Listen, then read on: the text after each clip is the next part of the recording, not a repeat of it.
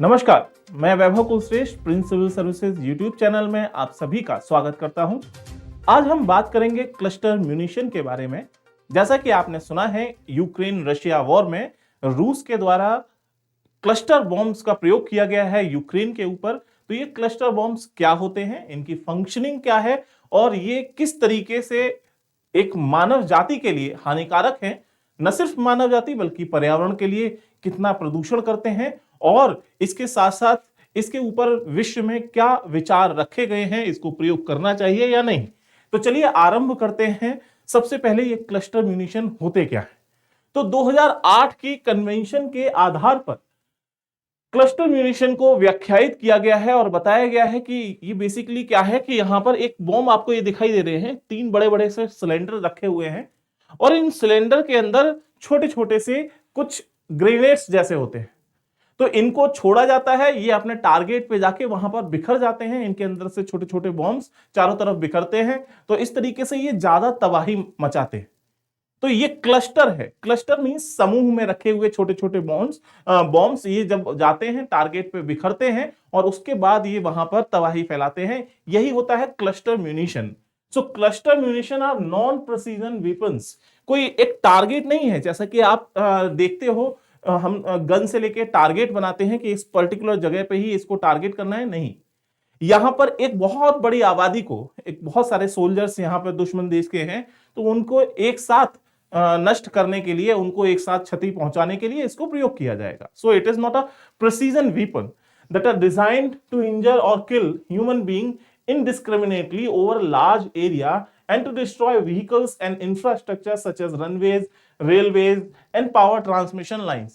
तो ये जो बड़े बड़े इंफ्रास्ट्रक्चर हैं उसको क्षति पहुंचाने के लिए इसको यूज किया जाता है। तो ये है क्लस्टर म्यूनिशन। अब इनका प्रयोग किस तरीके से करते हैं, जैसा कि आप देख पा रहे हैं यहां पर एक फाइटर प्लेन है जिसके थ्रू यहां से कई सारे बॉम्ब्स नीचे छोड़े जा रहे हैं। तो या तो इनको ड्रॉप किया जाएगा फ्रॉम एन एयरक्राफ्ट और launched in a projectile that spins in flight scattering many bomblets as it travels. तो या तो ये यहां से नीचे जा रहे हैं और जब ये नीचे अपने ग्राउंड तक पहुंचते हुए जाएंगे रोटेट करते हुए, उसके बाद ये बिखर जाएंगे। सेंट्रीफ्यूगल फोर्स इनके अंदर जो छोटे छोटे ड्रॉपलेट्स या बॉम्बलेट्स हैं उनको वो बिखेर देगा, क्योंकि उसके अंदर सेंट्रीफ्यूगल फोर्स काम कर रहा है। या फिर एक ये व्हीकल होगा जिससे रॉकेट के थ्रू इसको लॉन्च किया जाएगा और फिर वहां पर जाके ये फट जाएगा और ये अलग अलग जगह जाके तबाही मचाएगा। ठीक है, देखिए वर्किंग इसकी, देखिए यहां पर कैसे क्या है। क्लस्टर बॉम्ब को जब यहां से फेंका गया तो इसके अंदर कई सारे छोटे छोटे आप देख पा रहे हैं, ये क्या है, बॉम्बलेट्स हैं। Projectile open and releasing bomblets after a pre determined time. कुछ सर्टेन टाइम के बाद, टारगेट से इतनी दूरी के बाद उसको बिखरना है तो वो फैल जाएगा और उसके बाद वो अपने टारगेट को नष्ट करेगा। तो इस तरीके से ये क्लस्टर बॉम्ब काम करते हैं। कई बार क्या होता है कि ये जो बॉम्बलेट्स हैं ये बिखर के तुरंत फट जाते हैं, कई बार ये बॉम्बलेट्स फटते नहीं हैं और ये आबादी में कहीं ना कहीं जमीन पर बिखर जाते हैं। और जैसा कि आप यहां देख पा रहे हैं कि यहां पर ये क्या है, एक बॉम्ब यहां पर पड़ा हुआ है, इसी बॉम्बलेट में से कहीं भी यहां के ऊपर आया होगा और इस पे तब का ये पड़ा हुआ है। अब ऐसे छोटे छोटे बच्चे कभी खेलते कूदते हुए यहां पर आए या कई सारे ह्यूमंस जब यहां से निकल रहे हैं तो उनका पैर पड़ा या फिर कोई थोड़ी सी भी हलचल हुई, उसके बाद जब ये फटते हैं तो उसके बाद लोग अपंग हो जाते हैं। तो मानवीयता के लिए ये काफी ज्यादा क्षति भी पहुंचाते हैं। So many of these bomblets end up not exploding but continue to lie on the ground, often partially or fully hidden and difficult to locate and remove, posing a threat to the civilian population for long after the fighting has ceased। 1965 की लड़ाई हुई थी भारत पाकिस्तान की, और राजस्थान का जो border है Thar desert वाला, वहां पर बीकानेर जैसलमेर उनके जो बॉर्डर है वहां पे कई सारे इस तरीके के माइंस भी बनाए गए ताकि लोग इधर से ना आए या टैंक्स यहां से ना आए। तो वो माइंस आज भी बिछी हुई हैं। कई बार कुछ लोग जब जाते हैं तो वहां से एक्सप्लोजन के कारण उनकी जान चली जाती है। तो ये काफी ज्यादा हानि पहुंचाती है जब बिल्कुल युद्ध थम चुका होता है, शांति का दौर होता है, लेकिन पुराने जो कांटे बोए गए थे वो अब भी दर्द देते। अगर हम एनवायरनमेंट की बात करें तो इसके अंदर कई सारे केमिकल्स होते हैं।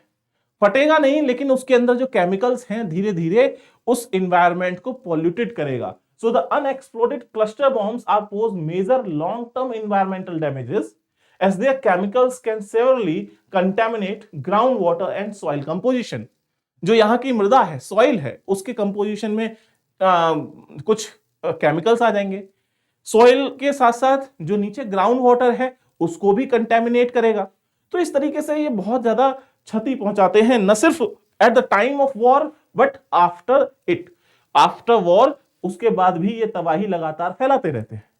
तो भाई इनसे निपटने के लिए एक कन्वेंशन हुआ, एक सम्मेलन हुआ क्लस्टर म्यूनिशन से संबंधित, कि भाई इसको क्या करना चाहिए, किस तरीके से इसको प्रयोग करना चाहिए और इसको कहां तक हम लिमिट करेंगे.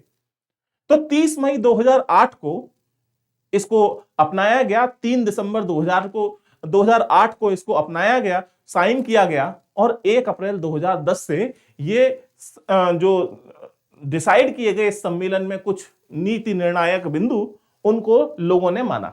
अब उसमें क्या क्या चीजें हैं, तो सबसे पहले देखिए, it is the international treaty, अंतरराष्ट्रीय संधि है जिसमें 100 से ज्यादा कंट्री इसमें शामिल हैं जिन्होंने इस पे साइन किए हैं.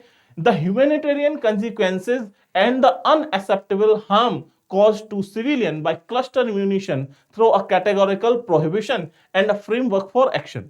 तो यहां पर क्या बताया गया है कि ये जो अंतरराष्ट्रीय संधि किस आधार पर इसको आगे बढ़ा रही है कि इन क्लस्टर म्यूनिशन को हमें यूज नहीं करना चाहिए, क्योंकि ये जो मानवीयता है, मानव जाति, उसके लिए बहुत ज्यादा क्षतिपूर्ण है. ये क्षति काफी ज्यादा फैलाती है, हार्मफुल है. So this convention prohibits all use, production, transfer and stock piling of cluster munition. क्योंकि ये मानवता को क्षति पहुंचाती है, इसीलिए इसका बनाना, प्रोडक्शन करना, कहीं ट्रांसफर करना, इनको कहीं एकत्रित करके रखना, स्टॉक पाइलिंग करना, ये सभी चीजें बैन कर दी गई हैं, इनको प्रोहिबिट किया गया है. Separate articles in the convention concern destruction of stock piles. अब जिन्होंने बना के अपने पास रख लिए हैं उनके लिए भी यहां पर प्रोविजन किया गया है. और वो प्रोविजन क्या है कि भाई जो स्टॉक पाइल्स आपने जमा करके रखे हैं ना, ऐसे क्लस्टर बॉम्ब, उनको खत्म करना है, धीरे धीरे डिस्ट्रक्ट करना है. और उसके लिए यहां पर क्या क्या बताया गया है, क्लियरेंसेस ऑफ कंटेमिनेटेड एरियाज, जहां कहीं इनका प्रयोग हुआ है, जहां अभी भी लाइव बॉम्बलेट्स पड़े हुए हैं, उनको हम कैसे क्लियर करेंगे.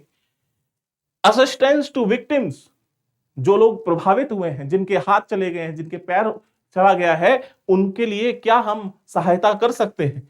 सबमिशन ऑफ ट्रांसपेरेंसी रिपोर्ट्स, जो रिपोर्ट्स हैं अंतरराष्ट्रीय स्तर पर, उनको कहीं किसी एक देश के पक्ष में ना रखा जाए, उनको ट्रांसपेरेंट तरीके से जनता के सामने रखा जाए.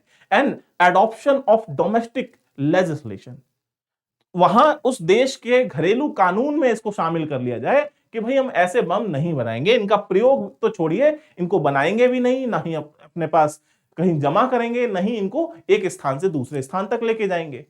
So its implementation contributes to advancing the achievement of the UN Sustainable Development Goals. UN के जो Sustainable Development Goal हैं, 17 गोल, उनमें इसका भी कहीं ना कहीं प्रभाव दिखता है. ठीक है, क्योंकि वहां पर इन्वायरमेंट के लिए भी बात हो रही है, पॉवर्टी के लिए भी बात हो रही है, बहुत सारी चीजों के लिए बात है UN Sustainable Development Goal में. So the promotion of international peace, security, human rights, international humanitarian law, ये सभी चीजों को ये आधार बनाकर इस पे ये अंतरराष्ट्रीय संधि बनाई गई है कि भाई हम क्लस्टर बॉम्ब्स यूज नहीं करेंगे. तो इस तरीके से आज हमने बात करी क्लस्टर म्यूनिशन के बारे में. आशा करता हूं कि आज की ये जानकारी आपको पसंद आई होगी.